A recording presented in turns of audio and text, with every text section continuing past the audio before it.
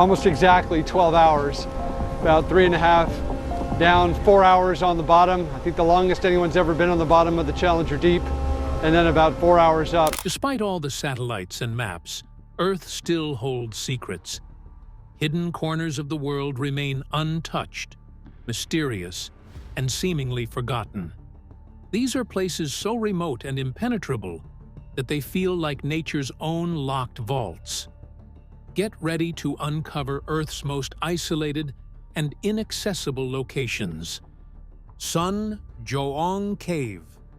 Deep in the jungles of Vietnam, there's a cave so massive it could fit an entire New York City with it all skyscrapers. That's not all.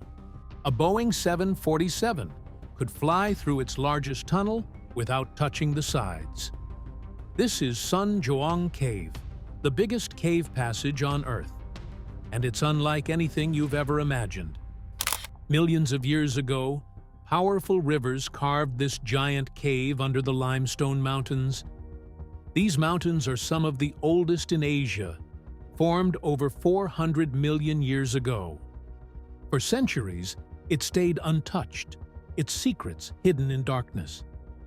In 1991, a local man named Ho Khan accidentally found the cave while searching for valuable wood. But the loud roar of rushing water and strange winds coming from the entrance scared him away. He forgot where it was. For years, the cave's entrance stayed lost, hidden by the thick jungle, until Ho Khan found it again in 2008. The following year, he led a team of British explorers inside, and what they saw left the world stunned. This isn't just a cave, it's an entire world. It has its own weather system, with clouds forming deep inside. Sunlight breaks through massive openings in the ceiling, lighting up 2 underground jungles. These hidden forests are alive with monkeys, bats, and plants found nowhere else. It's like stepping into another planet. And just when scientists thought they'd seen it all, they discovered more. In 2019, divers found an underwater tunnel connecting Sun Doong to another enormous cave. This means the cave system could be even larger than anyone imagined. Yet, most of the surrounding jungle remains unexplored. Who knows what other wonders are waiting to be found? La Rinconada, high up in the mountains of Peru, is a place unlike any other. La Rinconada is the highest town in the world, sitting over 5,100 meters, 16,700 feet above sea level. Living here is like living on the edge of what humans can handle. The air is so thin it's hard to breathe, and the freezing temperatures never go away. But people still come, drawn by the promise of gold. Life in La Rinconada is tough. The air has only half the oxygen you'd find at sea level, making every step a struggle. Many people suffer from headaches, tiredness, and sickness because of the altitude. The weather doesn't help. It's cold all year round, and the sun's rays are dangerously strong because of the high altitude. Yet, thousands of people call this harsh place home. What brings so many here? Gold. But mining it is no easy task. Most miners work under a system called cachorreo. They labor for 30 days without pay. Then, for just 3 or 4 days, they're allowed to keep whatever gold they find. Some are lucky and strike it rich. Most find very little, just enough to keep going. The work is dangerous, with collapsing tunnels and toxic fumes, and miners often don't live past their mid-30s. If that wasn't enough, the town has no real law and order. It's called the Devil's Paradise for a reason.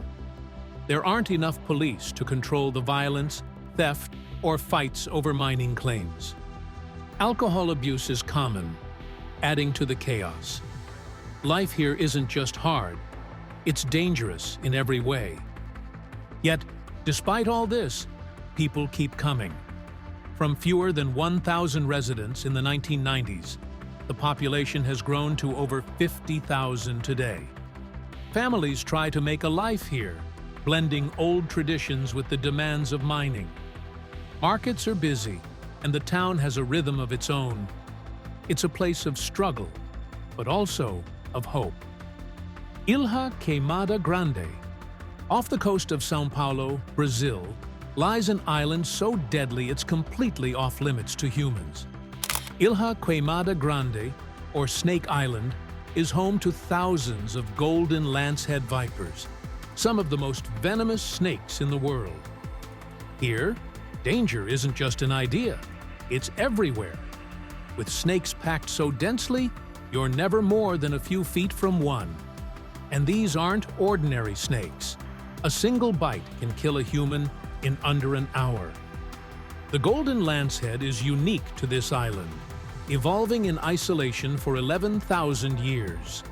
Its venom is up to 5 times stronger than its mainland relatives, capable of causing brain hemorrhages, kidney failure, and severe internal bleeding. On Snake Island, even a single misstep can mean the end. Scientists estimate there are up to 4,000 vipers slithering across its rocky terrain and dense forests. In some areas, it's said there's a snake for every square meter of ground. To protect both people and the endangered vipers, the Brazilian government has banned anyone from visiting. Only a select few, like researchers and Navy personnel, are allowed to step foot on the island, and even they must bring a doctor along. This level of caution is necessary when the smallest mistake could be fatal. The island's terrifying reputation is fueled by local legends. One chilling tale speaks of a fisherman who landed there searching for bananas. He was later found lifeless in his boat, his body riddled with bites. Another recounts the grim fate of a lighthouse keeper and his family, who were reportedly attacked by snakes that slithered through their windows at night. These stories, whether fact or folklore, only add to the island's menacing mystique. But the golden lanceheads aren't just deadly.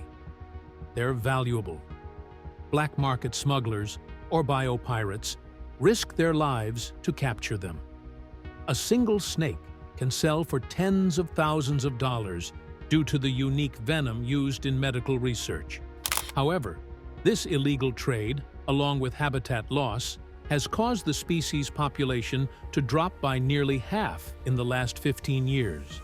Ilha Queimada Grande is a living nightmare, a place so lethal, so mysterious, it captures both fear and fascination. Danakil Depression. The Danakil Depression in Ethiopia is one of the most extreme and surreal places on Earth. It's a land so hot, so hostile, and so strange that it feels more like an alien planet than a corner of our own world. With year-round temperatures averaging above 50 degrees Celsius and a landscape painted in otherworldly colors, it's no wonder this place is called the hottest hell on Earth. Sitting 125 meters below sea level, the Danakil Depression is a geological marvel, shaped by the collision and divergence of 3 tectonic plates. This constant movement creates a land in flux, where nature's raw power is on full display. Here you'll find bubbling lava lakes, vast salt flats stretching to the horizon, and hot springs in colors so vivid they seem unreal. One of its most striking features is the Dalol volcano, a kaleidoscope of acid pools, geysers, and neon yellow mineral formations that defy the imagination. What's even more astonishing is that life thrives in this unthinkable environment. In the blistering heat, highly acidic pools, and salt-saturated waters, scientists have discovered extremophiles, microorganisms that survive against all odds. In 2019, researchers found ultra-small microbes in the depression's toxic pools, pushing the boundaries of what life can endure. These discoveries are more than just scientific curiosities. They offer hope that life could exist in similarly harsh conditions on planets like Mars. Despite its unrelenting heat and hostility, the Danakil Depression has been home to the Afar people for over 2,000 years. They've built their lives around the salt trade, carving blocks of salt from the earth and transporting them by camel caravans across grueling 3-day journeys in blistering temperatures. These trips yield only about $1 per kilo of salt, yet this ancient practice continues today. A testament to human resilience and adaptability. Mariana Trench. The Mariana Trench is the deepest spot on Earth, dropping to an incredible 36,070 feet. To put it in perspective, if you dropped Mount Everest into the trench, its peak would still sit more than 2 kilometers underwater. It's a place where sunlight can't reach, the pressure is crushing, and the mysteries are endless. At the bottom of the trench, the conditions are brutal. The pressure is more than 1,000 times what we experience at sea level. That's the equivalent of 50 jumbo jets pressing down on you. It's pitch black, eerily silent, and seemingly uninhabitable. Yet, against all odds, life thrives in this hostile abyss. But even this untouched world hasn't escaped human impact.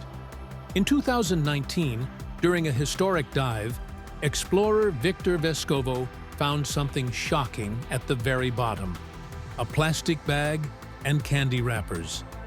Pollution has made its way to the planet's deepest point. Worse still, amphipods from the trench have been found with high levels of toxic chemicals, pollutants that were banned decades ago. It's a sobering reminder of humanity's far-reaching footprint. Reaching the trench's depths is one of the greatest challenges in modern exploration.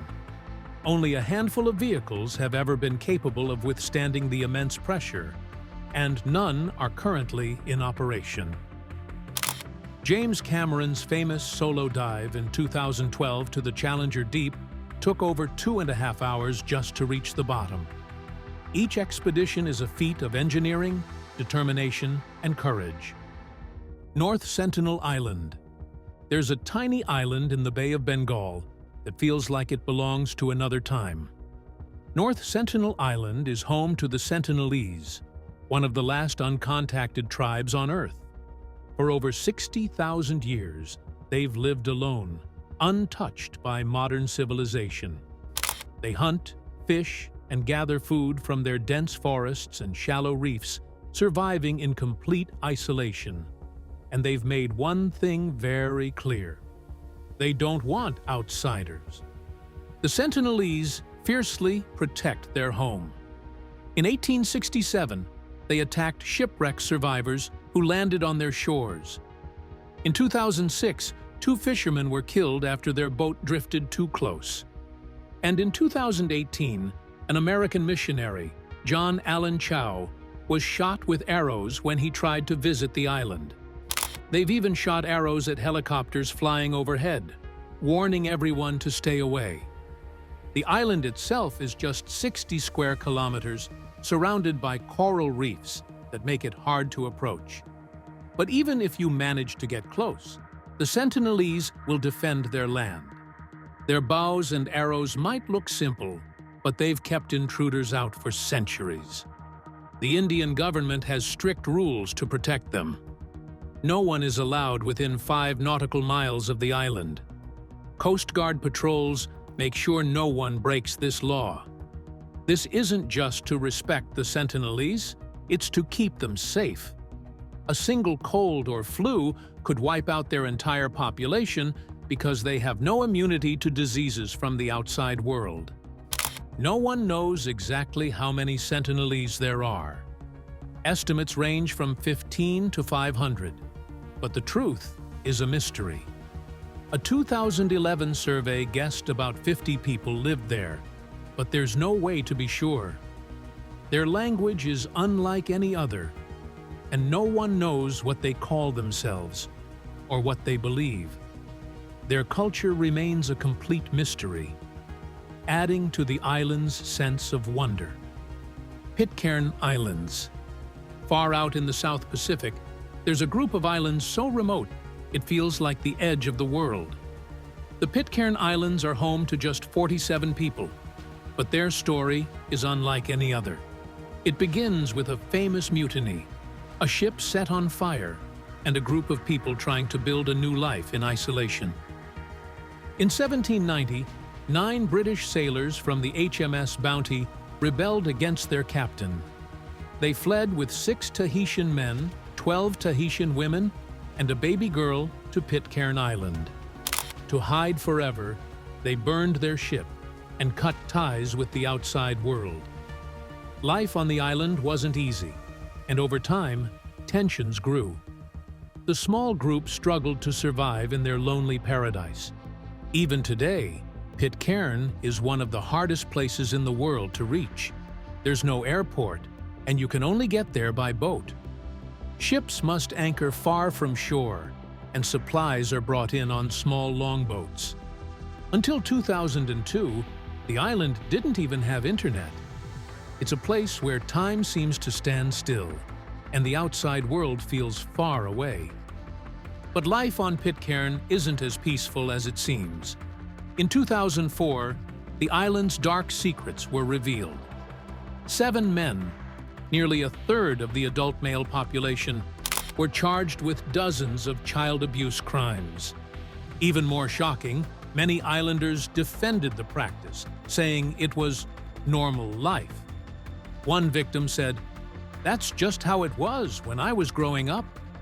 The trial shook the island, showing the world a side of Pitcairn few could have imagined. Despite its small size, Pitcairn has its own unique culture. The people speak Pitcairn, a mix of Old English and Tahitian.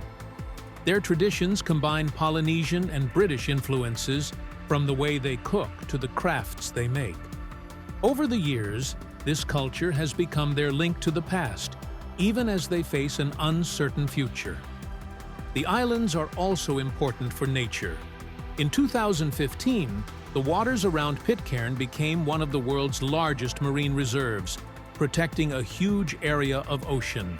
Henderson Island, one of the uninhabited islands nearby, is a UNESCO World Heritage Site. Its forests and coral reefs are home to rare animals and plants that thrive far from human interference. But living on Pitcairn is tough. The islanders rely on fishing, selling handmade crafts, and creating stamps for collectors. Attempts to bring in new settlers haven't worked, as few are willing to live so far from modern comforts. For those who stay, life is a mix of beauty and struggle. Sarisarinama Mountain. Deep in the forests of Venezuela stands Sarisarinama Mountain. This flat-topped mountain, called a tepui, is covered with thick, untouched forests. But what really makes it special are the massive, perfectly round sinkholes that cut into its surface. These sinkholes are so huge and mysterious that they seem like something out of a science fiction story. The largest sinkhole, Sima Humboldt, is 352 meters wide and 314 meters deep. That's big enough to fit a skyscraper inside. Nearby is Sima Martel, another giant hole almost as deep. When viewed from above, the sinkholes look like black dots in the middle of the green forest. Even the forest on the summit of Sarisarinama is unique. Because the mountain is so high and so isolated, many of the plants and animals that live there are found nowhere else on Earth. The sinkholes take this isolation to another level.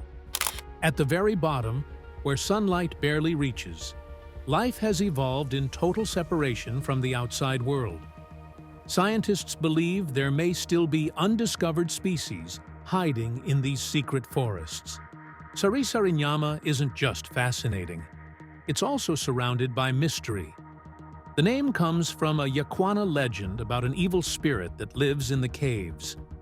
This spirit is said to make a terrifying "sari, sari" sound as it eats human flesh.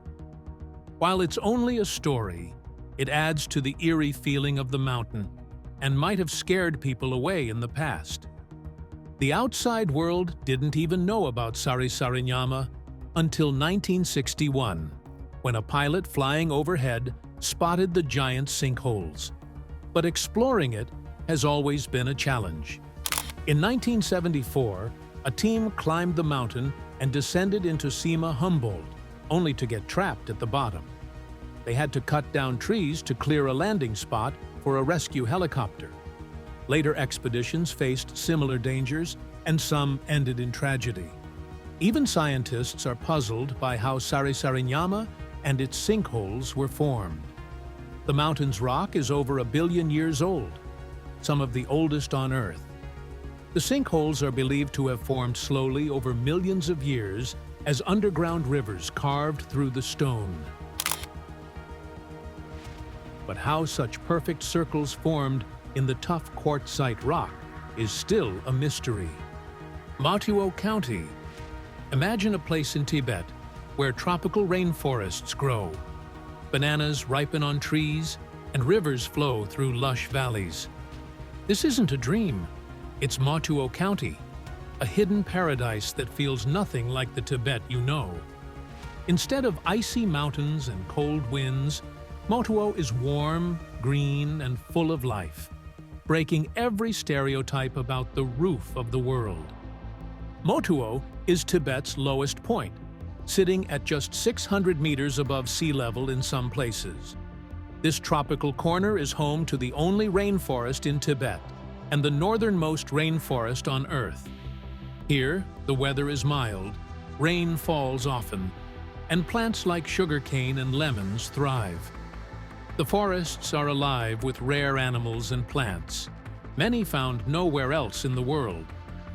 Scientists think there are still undiscovered species hiding in its dense greenery, waiting to be found. What makes Motuo even more incredible is its extreme geography. The county's elevation ranges from 200 meters to over 7,700 meters. This means you can travel from steamy rainforests to snow-covered peaks in a matter of hours. It's a place where tropical heat meets icy heights, creating one of the most diverse landscapes on the planet. For most of history, Motuo was one of the most isolated places on Earth. Until 2013, there wasn't even a permanent road to reach it. Before that, anyone who wanted to visit had to cross dangerous trails and shaky rope bridges. Landslides and harsh terrain made road building nearly impossible for over 40 years. Even now, getting to Motuo is an adventure in itself. This isolation has kept Motuo's natural beauty almost untouched. It's part of a UNESCO World Heritage Site, known for its incredible biodiversity. From rare plants to animals you won't see anywhere else, Motuo is like a living treasure chest of nature. Every corner feels like a discovery waiting to happen. Motuo is also rich in culture. It's home to Tibetans, Monba, and Loba communities who have lived here for generations. Their traditions are shaped by the tropical environment, making their way of life completely unique. They grow crops, gather from the forests, and live in harmony with this extraordinary land. Mount Namuli.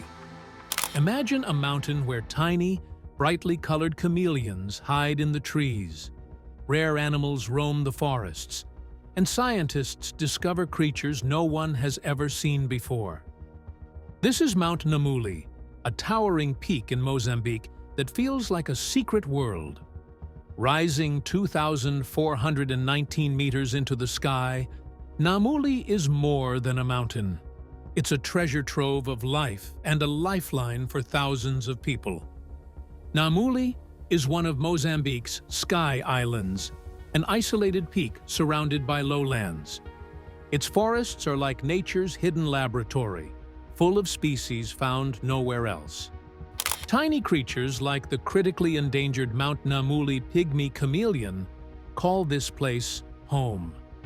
In 2014, scientists exploring the mountain found a frog and a snake no one had ever seen before. They even discovered 5 types of ants never recorded in Mozambique.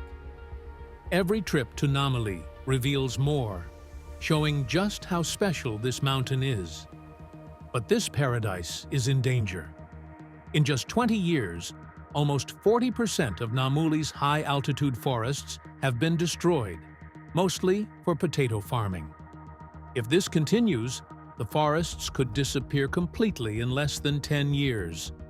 That would be devastating, not just for the plants and animals, but for the people who depend on the mountain for their survival. For the Lomwe people, Namuli is more than just a mountain. It's their home and their history. The Lomwe and Makua people, 2 of Mozambique's largest ethnic groups, believe Namuli is their birthplace. Today, around 24,000 Lomwe live on and around the mountain, farming and using its resources to sustain their way of life.